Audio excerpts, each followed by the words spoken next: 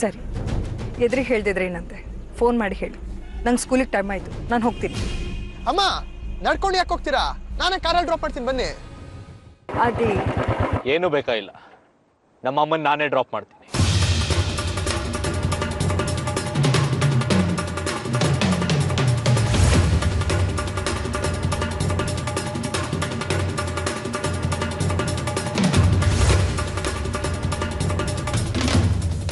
ಬನ್ನಿ ಹೋಗೋಣ. ಹಲೋ, ಅವ್ರು ನಿನ್ನೊಬ್ಬನಿಗೆ ಅಮ್ಮ ಅಲ್ಲ, ನನಗೂ ಅಮ್ಮನೇ. ನಾನು ಡ್ರಾಪ್ ಮಾಡ್ತೀನಿ, ಬಾಮ ಹೋಗೋಣ. ಅಮ್ಮನ್ನ ನಾನೇ ಡ್ರಾಪ್ ಮಾಡೋದು. ಅಮ್ಮನ್ ದೊಡ್ಡ ಮಗ ನಾನು ಡ್ರಾಪ್ ಮಾಡ್ತೀನಿ. ಮುಂಚೆ ಬಂದು ನಾನು ಮುಂಚೆ ಆದ್ರೂ ಬಾ, ಲೇಟ್ ಆಗಾದ್ರೂ ಬಾರೋ. ಅಮ್ಮ ನನ್ನ ಜೊತೆನೇ ಇರೋದು, ನಾನು ಅಮ್ಮನ್ ಡ್ರಾಪ್ ಮಾಡ್ತೀನಿ. ಅದಕ್ಕೆ ನೀನು ಅಡ್ಡ ಬರ್ಬೇಡ. ಅಡ್ಡ ಬರ್ತಿರೋದು ನಾನಲ್ಲ, ನೀನು. ಸುಮ್ನೆ ಸೈಲೆಂಟ್ ಆಗಿ ಹೊರಟೋಗೋ.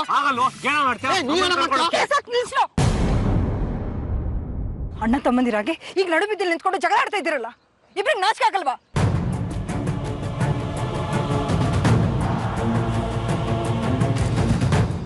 ನನ್ನ ಯಾರು ಡ್ರಾಪ್ ಮಾಡೋದು ಬೇಕಾಗಿಲ್ಲ. ಹೀಗೆ ಕಿತ್ತಾಡೋದನ್ನ ನಿಲ್ಸಿ ಮೊದಲು ನಿಮ್ ಕೆಲಸ ನೋಡ್ಕೊಳ್ಳಿ. ನಾನೇನ್ ಬೇಕು ಬೇಕು ಅಂತ ಜಗಳ ಆಡ್ನ ಮಧ್ಯಕ್ಕೆ ಬಂದಿದ್ದು ಅಂತಾನೆ. ಏನೂ ಇಲ್ಲ, ನಾನು ಡ್ರಾಪ್ ಮಾಡ್ತೀನಿ ಅಂತ ಹೇಳಿದ್ಮೇಲೆ ಸುಮ್ಮನಾಗಬೇಕಿತ್ತು. ಕಾಲ್ ಕೆರ್ಕೊಂಡು ಜಗಳ. ನೀವಿಬ್ರು ಮೊದಲು ಅಣ್ಣ ತಮ್ಮಂದಿರ್ತಾರೆ ಇರೋದನ್ನ ಕಲೀರಿ, ಆಮೇಲೆ ನಾನು ನಿಮ್ಮಿಬ್ರು ಜೊತೆ ಬರ್ತೀನಿ.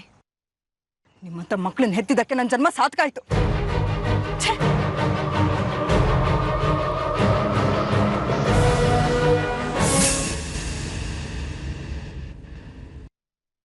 ಅಂಕಲ್, ನೀವು ತಿಂಡಿನೂ ತಿಂದೆ ಹಾಗೆ ಕೈ ತೊಳ್ಕೊಂಡು ಎದ್ದು ಬಂದ್ರಿ, ಅದಕ್ಕೆ ಇಲ್ಲಿಗೆ ತಗೊಂಬಂದೆ. ನನಗೆ ಬೇಡ. ಪ್ಲೀಸ್ ಅಂಕಲ್, ಹಾಗೆಲ್ಲ ಹೇಳಬೇಡಿ. ಸ್ವಲ್ಪ ತಿನ್ನಿ. ಬೇಡ ಅಂತ ಹೇಳಿದ್ನಲ್ಲ, ಬಲವಂತ ಮಾಡಬೇಡ. ಯಾಕೆ ಅಂಕಲ್ ಹೀಗೆ ತಿಂಡಿ ಊಟ ಬಿಟ್ಟು ನಿಮಗೆ ನೀವೇ ಶಿಕ್ಷೆ ಕೊಟ್ಕೊತೀರಾ? ಬೇರೆಯವರಿಗೆ ಶಿಕ್ಷೆ ಕೊಡೋಕ್ಕಾಗಲ್ವಲ್ಲ, ಅದಕ್ಕೆ ನನಗೆ ನಾನೇ ಶಿಕ್ಷೆ ಕೊಡ್ಕೋತಾ ಇದ್ದೀನಿ. ನನ್ನಿಂದ ಬೇರೆಯವ್ರಿಗೆ ಯಾಕೆ ನೋವಾಗಬೇಕು?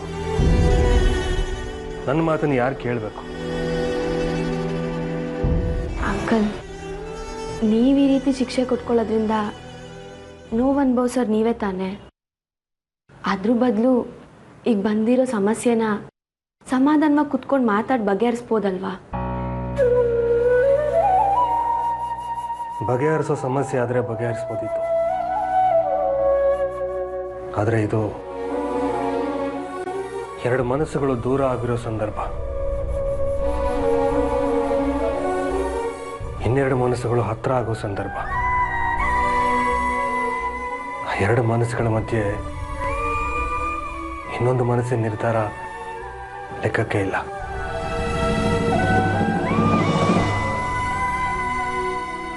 ನನ್ನ ಮಾತು ಯಾರಿಗೂ ಲೆಕ್ಕಕ್ಕೆ ಇಲ್ಲ. ನನ್ನ ಮಾತು ಅಂದರೆ ಬಂಡೆಗೆ ಕಿವಿ ಹೊಡೆದ ಹಾಗೆ,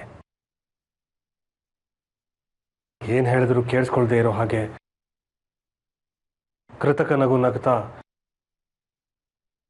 ಏನೋ ಗೊತ್ತಿಲ್ಲದೆ ಇರೋ ಥರ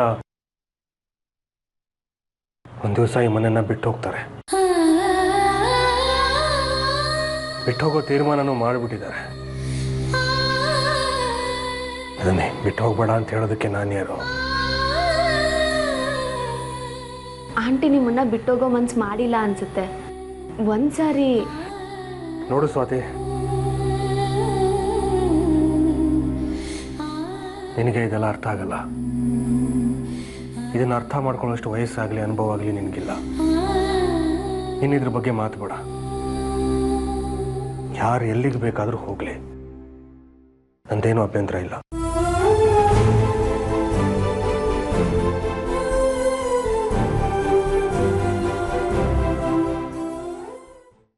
ಇನ್ಯಾಕೆ ಹೀಗೆ ಅಮ್ಮನ ಹಿಂದೆ ಸುತ್ತಾ ಇದೆ ಅಂತ ಗೊತ್ತು. ಅದಕ್ಕೆ ಅಮ್ಮ ದಕ್ಕಲ್ಲ ಕಣೋ. ನಾನು ಅದಕ್ಕೆ ಅವಕಾಶನೂ ಮಾಡ್ಕೊಡಲ್ಲ. ನೀನ್ ಎಷ್ಟೇ ತಿಪ್ಪಲಾಗ ಹಾಕಿದ್ರು ಸರಿ, ಅಮ್ಮ ನನ್ನ ಜೊತೆ ಬರೋದನ್ನ ತಡೆಯಕ್ಕೆ ಯಾರಿಂದನೂ ಸಾಧ್ಯ ಇಲ್ಲ. ನನಗೆ ನೀನ್ ಆಟಗಳೆಲ್ಲ ಗೊತ್ತು ಕಣೋ. ಅಮ್ಮ ಎಲ್ಲಿ ನನಗೆ ಹತ್ರ ಆಗ್ಬಿಡ್ತಾರೆ ಅಂತ ಹೆದ್ರಿ ಅಮ್ಮ ನನ್ನ ಜೊತೆ ಬರೋದನ್ನ ತಡೆಯಕ್ ನೋಡ್ತಿದ್ಯಾ? ಹಾಗೆ ಅನ್ಕೊಳ. ಆದ್ರೆ ಅಮ್ಮನ್ ಮಾತ್ರ ನಾನು ನಿನ್ ಜೊತೆ ಕಳ್ಸಲ್ಲ.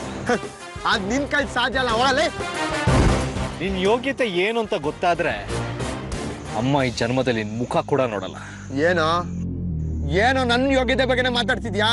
ನಿನಗೆ ಏನಾಗುತ್ತೆ ನನ್ನ ಬಗ್ಗೆ? ಬಾಯ್ ಬಿಟ್ರೆ ಎಲ್ಲಿ ನಿಜ ಆಚೆ ಬರುತ್ತೋ ಅಂತ ಭಯ ನಿನಗೆ. ಒಂದ್ ವೇಳೆ ಹಾಗೆ ಬಂದ್ರೆ ಗೊತ್ತಲ್ವಾ ಏನು ಅಂತ.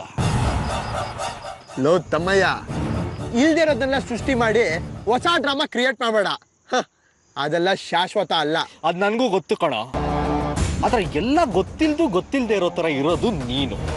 ಹೊಸ ಹೊಸ ಡ್ರಾಮಾಗಳನ್ನ ಕ್ರಿಯೇಟ್ ಮಾಡ್ತಿರೋದ್ ನೀನು. ಹಾಗೆ ಅನ್ಕೊಳಪ್ಪ, ಅದಕ್ಕೆ ನಾನು ಏನು ಮಾಡಕ್ಕಾಗಲ್ಲ. ಇನ್ನ ಎಷ್ಟು ದಿನ ಅಂತ ಅಪ್ಪ ಮಗ ಸೇರ್ಕೊಂಡು ಡ್ರಾಮಾ ಆಡ್ತೀರಾ?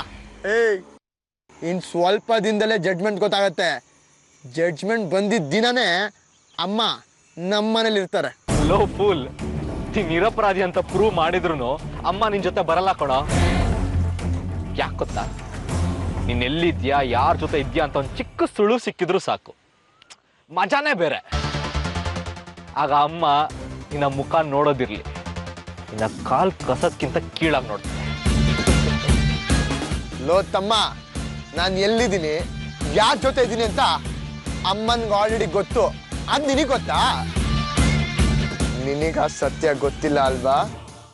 ಸತ್ಯ ಕೇಳಿ ಶಾಕ್ ಆಗ್ತಿದ್ಯಾ ಕಂದ? ನೀನೇನೇ ಹೇಳಿದ್ರು ಅಮ್ಮ ನಿನ್ನ ನಂಬಲ್ಲ ಕಣೋ. ಸತ್ಯ ಗೊತ್ತಾದ್ರೆ ಏನಾಗುತ್ತಂತ ಗೊತ್ತಲ್ಲ ಬ್ರೋ. ಲೋ ಕಂದ, ನೀನಿನ್ನ ತೊಟ್ಲಲ್ಲಿ ತಗೋ ಮಗು ಇದ್ದಾಗೆ. ನಿಂಗೆ ಸತ್ಯ ಏನು ಅಂತ ಗೊತ್ತಿಲ್ಲ ಅಲ್ವಾ? ಸತ್ಯ ಏನು ಅಂತ ಪ್ರೂಫ್ ಸಮೇತ ತೋರ್ಸ್ಲಾ? ನೋಡೋ ಧೈರ್ಯ ನಿನಗಿದ್ಯಾ? ನೋಡ್ತೀಯಾ?